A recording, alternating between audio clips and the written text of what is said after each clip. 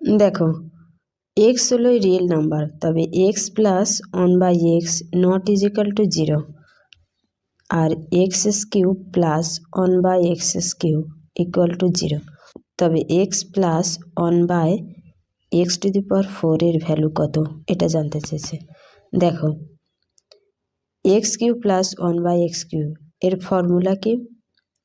X plus 1/x whole cube minus 3 into X plus 1/x equal to 0, X plus 1/x whole cube equal to 3 into X plus 1/x।